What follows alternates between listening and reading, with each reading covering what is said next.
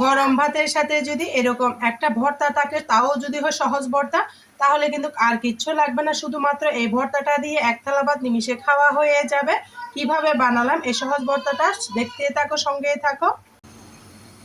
আসসালামু আলাইকুম বন্ধুরা, কেমন আছো? আশা করি যে যেখানে আছো সবাই অনেক বেশি ভালো আছো। আলহামদুলিল্লাহ, আমিও ভালো আছি। আজকে দেখাবো পটলের একটা সুস্বাদু মজাদার ভর্তার রেসিপি।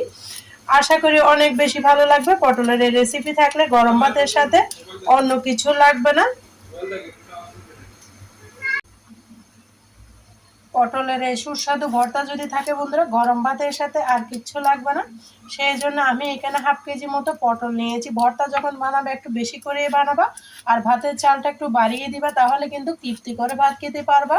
আর তোমার ভাগে পাবা না, সেই জন্য অবশ্যই বেশি করে বানাবা, এতটা মজা।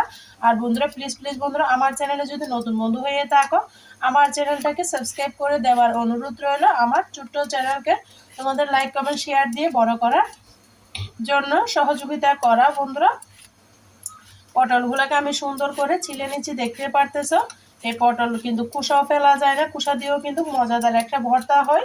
ফেলনা জিনিস দিয়ে আমি সুন্দর করে ছিলে নিচ্ছি, সম্পূর্ণভাবে ছিলে দেবো। আজকে বাটাবাটির ঝামেলা ছাড়াই এই সহজ ভর্তাটা আমি দেখাবো, কোনো রকম শিলপাটা লাগবে না, সহজ সুইতে দেখাবো। সুন্দর করে ছিলে নিচ্ছি, পটলগুলোকে আমি ধুয়ে নিয়েছি।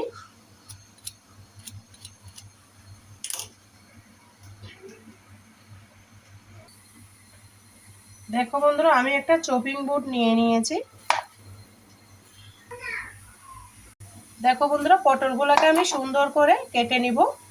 যেহেতু আমি বাটাবাটি ঝামেলা ছাড়াই আজকের ভর্তাটা বানাবো, সেই জন্য আমি একটু পাতলা পাতলা করে কেটে নিব বন্ধুরা।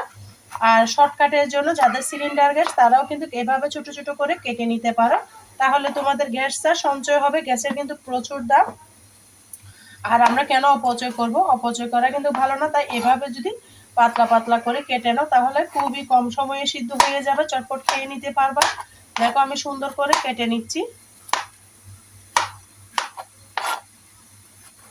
পটলের ভর্তা দিয়ে ভাত খেতে কিন্তু অমৃতর মতো লাগে।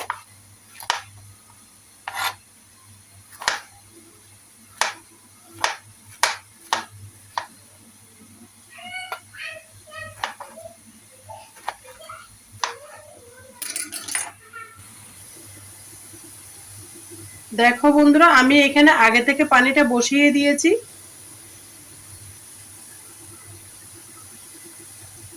এ পর্যায়ে দিয়ে দিব পটলগুলা।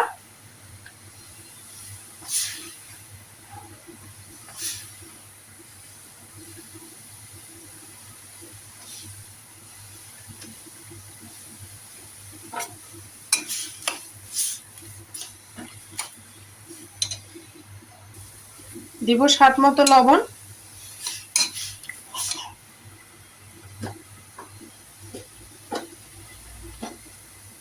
তারপর দিব খুবই সামান্য হলুদের গুঁড়া, দিয়ে নাড়াচাড়া করে দিব।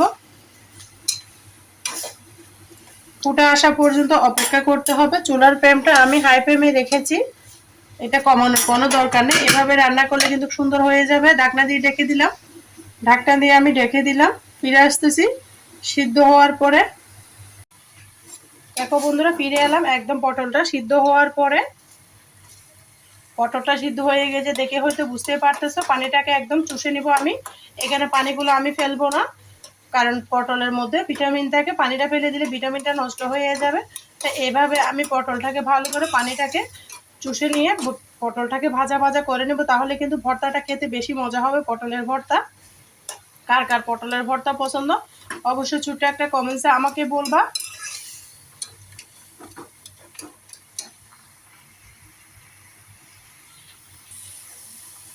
দেখো বন্ধুরা, পটলটা আমার পানিটা একদম চুষে নিয়েছে।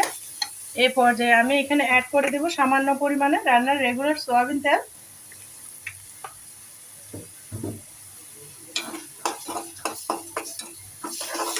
দিয়ে এটাকে ভাজা ভাজা করে নিব।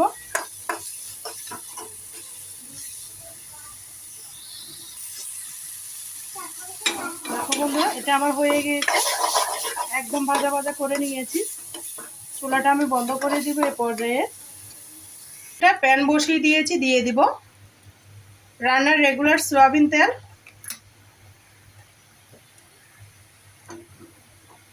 তারপর দিয়ে দিব আমি অনেকগুলা শুকনো মরিচ।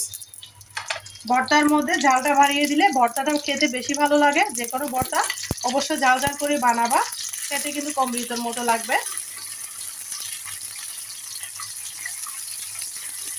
শুকনো মরিচগুলোকে এমনভাবে ভাজতে হবে যেন একদম ভিতরের বিচি সহ সিদ্ধ হয়ে যায়, সেভাবে ভেজে নিতে হবে। আমিও সেম সেভাবে ভেজে নিব। আর প্লিজ বন্ধুরা, আমার চ্যানেলে যদি নতুন বন্ধু হয়ে থাকো, আমার চ্যানেলটাকে আমাকে ভালোবেসে সাবস্ক্রাইব করে দেওয়ার অনুরোধ রইল। পাশে থাকা বেল বাটনটি অন করে দাও যেন আমি ভিডিও দেওয়ার সাথে সাথে নোটিফিকেশনটা সবার আগে তোমাদের মাঝে পৌঁছে যায়। নতুন বন্ধু পুরাতন বন্ধু সবাইকে অসংখ্য ধন্যবাদ। এই পর্যায়ে আমি মরিচগুলোকে উঠিয়ে নিব। দেখো কালারটা যখন চেঞ্জ হয়ে যাবে তখনই উঠিয়ে নিতে হবে, আর বেশি ভাজলে কিন্তু তিতো হয়ে যাবে। উঠিয়ে নিলাম। এই পর্যায়ে দিয়ে দিব আমি রসুন।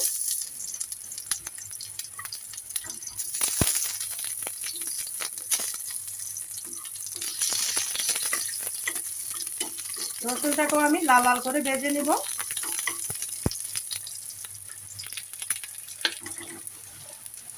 সাথে দিব বেশ কিছু পেঁয়াজ। পেঁয়াজের পরিমাণটা অবশ্যই বাড়িয়ে দিতে হবে, তাহলে কিন্তু ভর্তার স্বাদটা পাবে, না হলে কিন্তু পাবা না।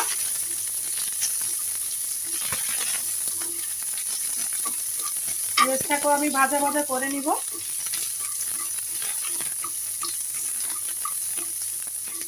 এইভাবে ভর্তা বানালে ভর্তাটা কিন্তু দীর্ঘক্ষণ ভালো থাকবে বন্ধুরা। আর আমি এখানে কাঁচা পেঁয়াজ দিব। তোমরা যদি দীর্ঘক্ষণ ভর্তাটা ভালো রাখতে চাও তাহলে কাঁচা পেঁয়াজটা স্কিপ করতে পারো। দেখো বন্ধুরা, পেঁয়াজ রসুনগুলো আমার ভাজা ভাজা হয়ে গিয়েছে, আমি এটাকে নামিয়ে নিব।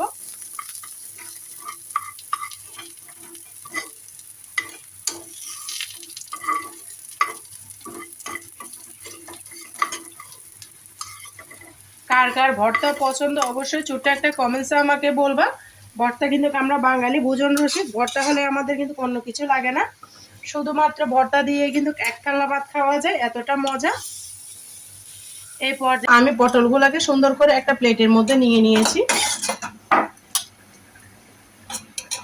আজকে সম্পূর্ণ বাটাবাটি ঝামেলা ছাড়া এই ভর্তাটা বানাবো। দিয়ে দিব সামান্য পরিমাণে লবণ। এভাবে তোমরা পটলের ভর্তা বানিয়ে দেখবা। পটল কিন্তু আমাদের সারা বছরই পাওয়া যায়, শীতকাল বর্ষাকাল যেটাই বলো, পটল কিন্তু সব সিজনের সবজি বলতে পারো।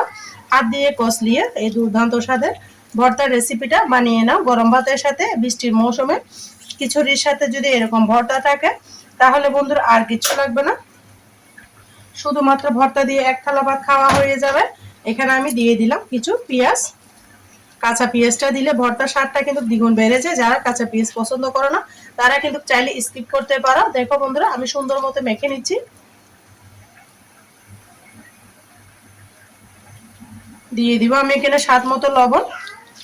একদম সহজ, যখন আমাদের মুখে রুচি থাকবে না এরকম সহজ সহজ ভর্তাগুলো বানিয়ে নিলে আমাদের কিন্তু মন্দ লাগবে না বন্ধুরা। ধোয়া ওটা গরম ভাতের সাথে যদি এরকম একটা ভর্তার রেসিপি থাকে আর কিচ্ছু লাগবে না, এক থালা ভাত নিমিশে খাওয়া হয়ে যাবে। এতটা হেলদি মজাদার ভর্তা রেসিপি দিয়ে দিচ্ছি আমি সরিষার তেল দিয়ে আবারও ভালো করে মেখে নিচ্ছি।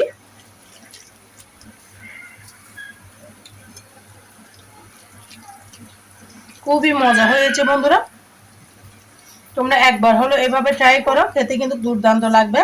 বাটাবাটি ঝামেলা ছাড়া এই সহজ ভর্তাটা কেমন হয়েছে আমাকে ছোট্ট একটা কমেন্টসে বলবা। আর তোমরা যারা আমার সাথে এতক্ষণ পর্যন্ত ভিডিও জুড়ে আছো সবাইকে অসংখ্য ধন্যবাদ। মন থেকে অনেক অনেক বেশি দোয়া রইল। পরিবেশন করে দেখিয়ে দিব। আমার কথার মাঝে ভিডিওর মাঝে যদি কোনো ভুল ত্রুটি হয় সবাই আমাকে ক্ষমার দৃষ্টিতে দেখো।